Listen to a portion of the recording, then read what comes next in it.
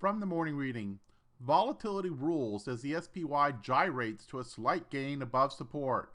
5 of 9 sectors moved higher on Tuesday. XLB, XLV, and XLP were the strongest sectors, while XLE was the weakest sector. Oil fell $1.77 to close at 28.35. Breadth strengthened as decliners led advancers 2.26 to 1 on the New York Stock Exchange and 1.87 to 1 on the NASDAQ. The SPY, Diamonds, and QQQ each formed an inverted hammer-like candle with a higher high and higher low on Tuesday than Monday. Each held above August support, indicating that institutions may be continuing to accumulate stock at this horizontal support level for the 4th time since last August. Hello, this is Stephen Harris, a head trader from Falcon Global, where we model best practices for investors, traders, and day traders from entry to exit every trading day. In this daily video, I'll provide my opinion and insights of current market trends, market timing, volatility, and hedge risk levels for the upcoming day for the key U.S. financial markets. It is 5:49 a.m. Central Time, and I'm recording this in preparation for the market day of February the 10th, 2016. Full disclaimers are at the end of the video, but be aware that this is for educational purposes only, and only you are responsible for the investing or trading decisions that you make. So let's go ahead and take a look at the overnight, and there was quite a bit of action last night, and this time to the positive side. Indeed, at this time of this cut, we were up over 17 points on the S&P futures, or just under 1%. Russell futures are up over 1%. NASDAQ even bigger bounce, and up about 1.3%. The Dow futures up about 0.75%. Crude oil up about 2%. You had the euro down about 0.25%. Bonds down about 0.33%, and gold down about 1.2%. In overseas action, China and Hong Kong were both closed, so those markets have not yet reopened yet from this extended holiday. Japan down about 2.3%. Germany going the opposite direction, up strongly, up 2.3%. United Kingdom up about 1.33%. In terms of U.S. macroeconomic reports for today of note, you have Fed Chair Yellen testifying, so be aware of that. That will be during market hours, so anytime after this time here, you could have a spike or volatility come to the market as a result of her testifying. Crude oil inventories also have their weekly report, as do the 10-year bond auction. If you're a bond trader, that might play into your day. The looking ahead gives us the weekly variety of the unemployment, and then also Fed Chair Yellen continues to testify tomorrow. Natural gas storage and the 30-year bond auction also follow during the day tomorrow. In terms of current volatility, we've had quite a bit of price volatility of late, though no standard deviation moves were put in yesterday on any of the 4 broad market U.S. indices. Skew remains relatively benign. Short-term VIX relatively high at a 26.8. IV percentiles pretty much middle of the pack to perhaps a little higher. On the S&P, it's a 45. To the Russell, a 60, the 62 on the NASDAQ, and a 58 on the Dow. In terms of current charts, let's go ahead and go to the S&P futures, because we did have so much action in the overnight. And you see from the morning reading, we spoke about this area, and it would seem that the institutions, and you got this low here, and the low here, low here, low here, low, of course, for last night's activity in this area. So we've had these wicks that come down into this area, and you notice we've not had a close lower than about 1846 on the S&P futures. Everything below that has just been intraday or overnight activity. So there does seem to be some institutional willingness to support this area. So the question is does this hold, and do we end up going into something of a sideways pattern, or perhaps even back up further into the range, the prior range? And this is a big wide 200-point range in essence. Do we move back up into this area?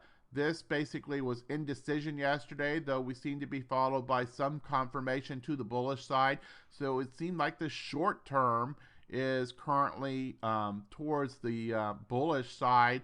But this is a very, very, very choppy and sloppy market with a good bit of volatility. And it's been hard to see any kind of follow through one side or the other. Big down moves are immediately reversed and then go the other way. And then, of course, the overall trend has been bearish.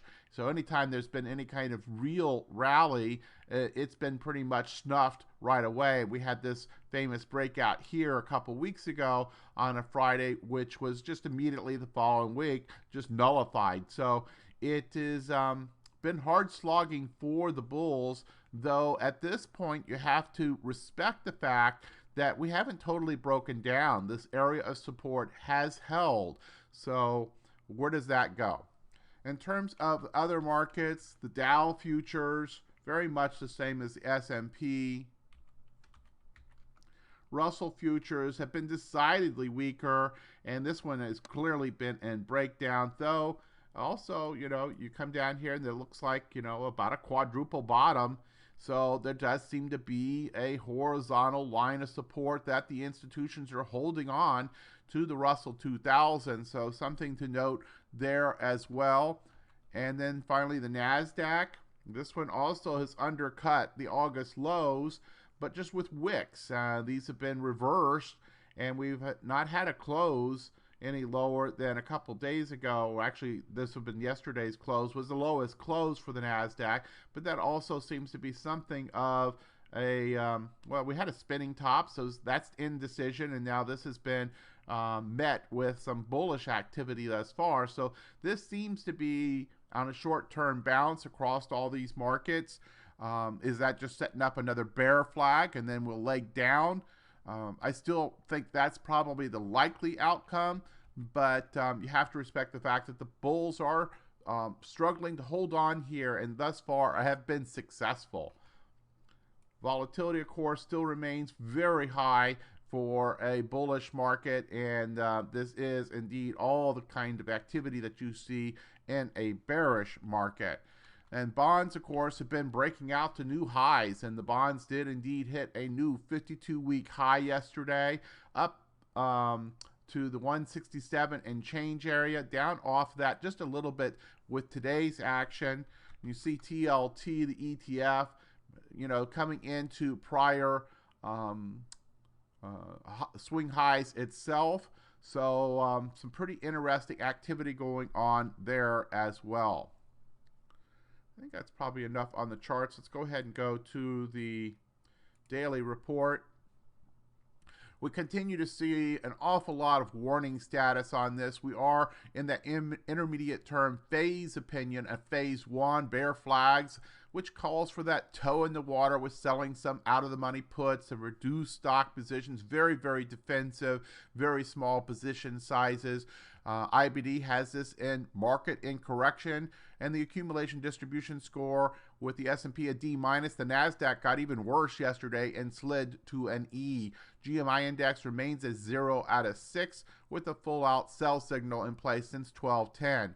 Decision point scoreboard also deteriorated yesterday, and we got another new red signal to the short side. So really only the S&P 100 and the Dow with short-term PMO buy signals. Those are the only remaining bullish signs on the decision point scoreboards. In terms of position sizing, you have the two systems, one coming in for portfolio investor at 0%, and then from a volatility for the active trader at a less than 50%. So pretty small position sizes being called for by those two mechanical systems. Indeed, if you think about all the mechanical signals up here, we have a market in transition with a very, very bearish bias to it. but it is still in transition in a range until it breaks that 1800 area on the S&P. Intermediate term market posture very bearish, with a very bearish sentiment line. You see the S&P just above a 20. It goes to below 20. It returns back to severely bearish, along with the NASDAQ and Russell, which are already there. Dow is actually holding up the best thus far. Hedge warning status is at a 2+.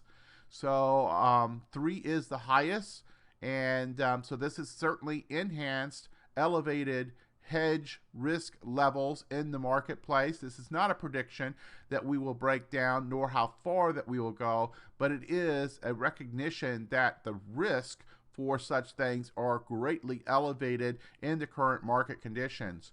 I completed my monthly business cycle review yesterday for the members of Falcon Global, and published those reports. And one little offshoot from that is what I call the Black Swan calculator. And this is a very interesting calculator that takes into account a number of key macroeconomic report outputs, and actually runs calculations as to where to put hedges and so forth. Well, I've never seen that report come in with such a tight hedge, and it's calling for basically an at-the-money call hedge and a only 1% out of the money put hedge, with a 4 call to 5 put ratio in that position sizing. So this is the most aggressive hedging status I have observed with this system since I started following it well over a year ago. So that should say something to you as well. In terms of other metrics, we have market in decline, sharp increase warning, VIX futures up over 18, distribution day count is in market and correction status. We did have a new volatility ratio warning fire yesterday. So what's significant about that is that tells us to be on the lookout for a reversal pattern. And indeed, so far today, we are looking like we're at least going to have a short-term reversal to the upside. So we're going to continue to watch for other signs on that. VIX phase has been increasing. And then the current week out expected move in the SPX, a very high 64. So all those are in warning status. We also have in warning status this New York Stock Exchange, new highs, new lows. Yesterday, well up over the 300 on the new lows, coming in at a 480. Intermarket risk aversion indicators, all 5 of them are flagging as risk off. So that is not a good sign as well. The fear and greed index did ebb up a little bit yesterday. We're still in the extreme fear category, but you see the day before was at a 15. So some slight improvement, some scrubbing of some of the extreme fear out of the market with yesterday's action.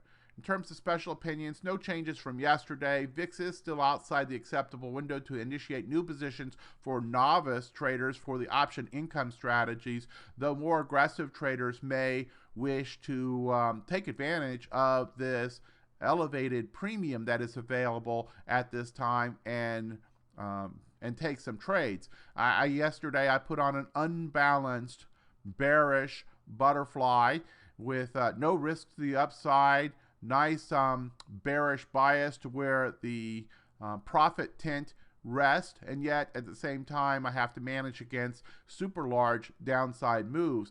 Well, that's a more aggressive stance, and that's also in alignment with our current market posture. So that's an example of taking advantage of the enhanced premiums that are available right now, while at the same time, position sizing was certainly in account for what we might be dealing with, and then also at the same time that I'm prepared to make those adjustments. I have the cash available to be able to take on those adjustments, because I'm expecting that I could very well have to do adjustments given the current market conditions. So larger than normal delta moves, larger than normal vega moves, volatility moves could very well happen during the course of that trade.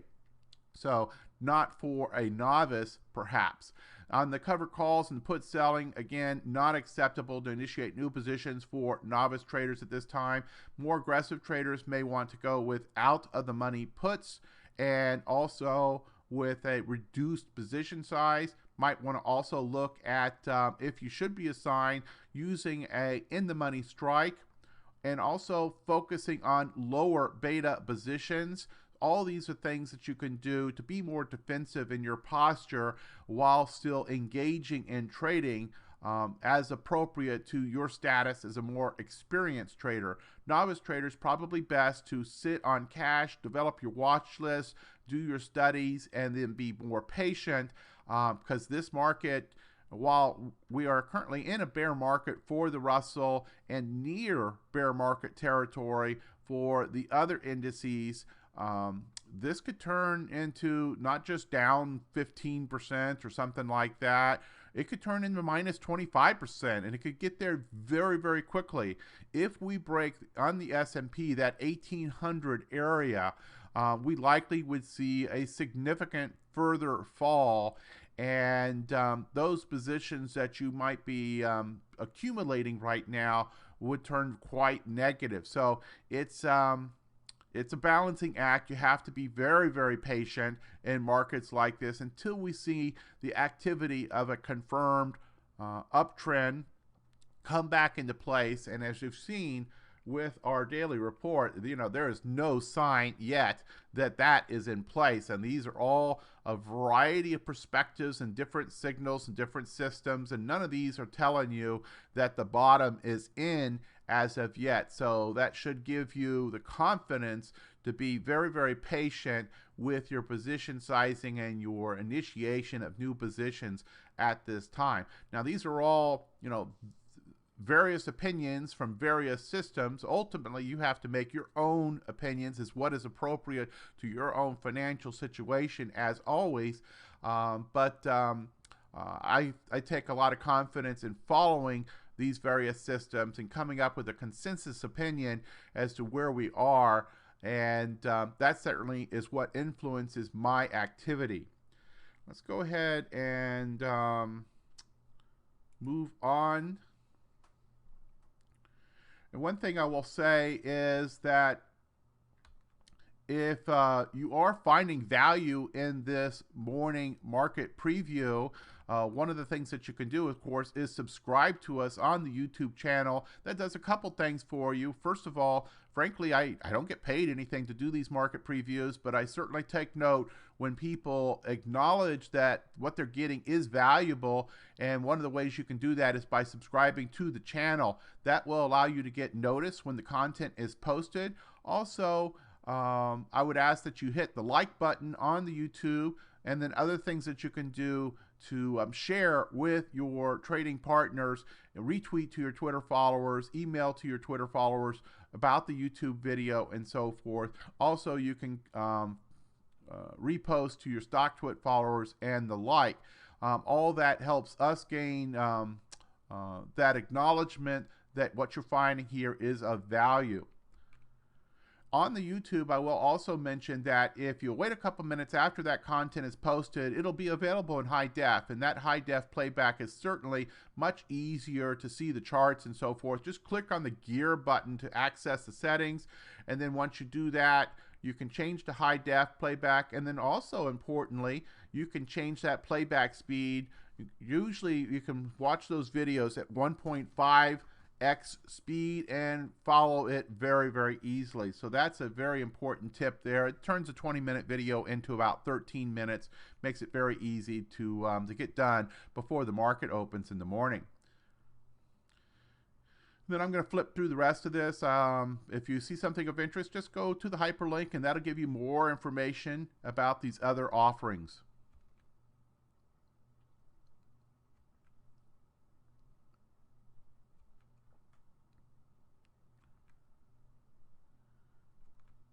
Disclaimers as always.